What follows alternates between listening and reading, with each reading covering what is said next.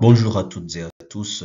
Dans notre parcours dans le module de gestion des ressources humaines, nous avons vu pas mal d'éléments et à présent, nous allons nous intéresser sur un autre thème. Précédemment, nous avons vu le processus de recrutement et la gestion des dossiers du personnel. Rappelez-vous, nous avons dit que le recrutement, c'est la porte d'entrée d'un salarié dans une entreprise et nous avons vu les différentes étapes et comment on peut gérer le dossier de la personne qui vient d'être recrutée.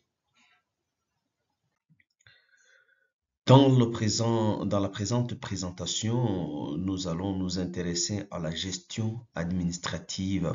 Et la gestion administrative est assez large et nous avons vu qu'il était très important de nous appesantir sur la paye et la gestion de carrière. Alors, commençons par définir ce que c'est la gestion administrative du personnel. La gestion administrative du personnel, c'est cet ensemble-là des tâches et des responsabilités qui sont liées à la gestion des dossiers. Tout à l'heure, dans le précédent module, nous avons vu la gestion des dossiers. Cette fois-ci, c'est l'ensemble des dossiers qui sont en rapport avec les employés, les informations les concernant, quel est le parcours de ces employés, qui a pris un congé, qui n'a pas pris le congé, qui s'est absenté, etc.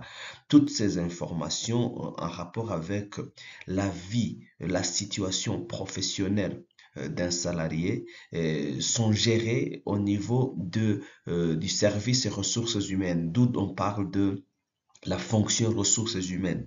Alors, de manière plus synthétique, la gestion administrative du personnel et couvre cette relation qui existe entre l'employé et l'employeur. Et là, cette relation est gérée ou est marquée par un ensemble de tâches que l'administration d'une organisation ou d'une entreprise doit réaliser, notamment en se focalisant sur le respect de la législation. Là, il faut respecter le code du travail, la réglementation en vigueur, et que ce soit au sein de l'entreprise, mais aussi les conventions collectives qui régissent les employés, mais aussi d'autres textes réglementaires tant au niveau national qu'au niveau international auquel le pays a souscrit.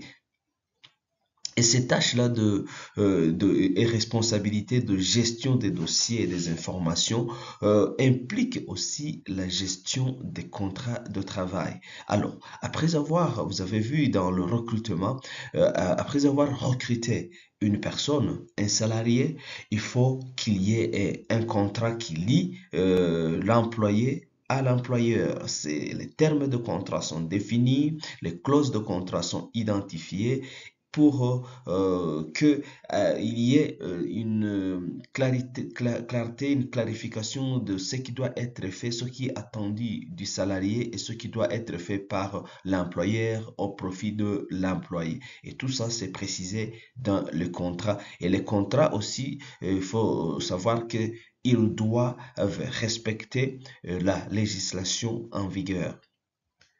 La gestion administrative du personnel implique aussi le calcul et la gestion des salaires et des cotisations. C'est ce que on va apprendre, la paye ou la rémunération ou la rétribution, etc. Et on verra comment le faire dans cette présentation.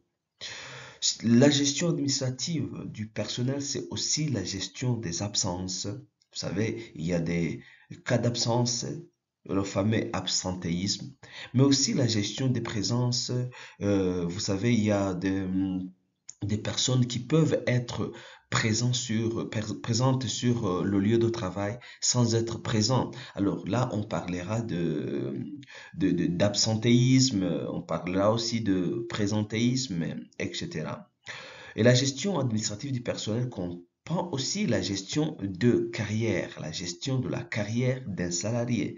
Et dans cette présentation, on va plus ou moins détailler ce que c'est la carrière et on reviendra aussi avec une autre notion qui est incluse dans la gestion de carrière qui est la gestion des emplois et des compétences, la GPEC. Donc, c'est aussi une situation ou une tâche, une responsabilité de la gestion administrative du personnel. Et enfin, la gestion administrative couvre des études qui sont réalisées sur les coûts engendrés par la présence du personnel sur le lieu de travail, mais aussi des impacts, l'analyse des impacts environnementaux, des impacts sociaux, etc., qu'occasionne la présence des ressources humaines, la présence du personnel sur le lieu de travail. Et voilà, ça c'est juste l'explication de ce que c'est la gestion administrative du personnel. Et nous avons jugé bon de nous focaliser sur la paye, qui est le calcul et la gestion des salaires et des cotisations, mais aussi la gestion de carrière, des emplois, des compétences, tout en sachant que la gestion administrative du personnel est assez large avec les différents aspects que je viens d'évoquer. Alors, dans cette présentation, nous allons donc parler de la paye dans un premier temps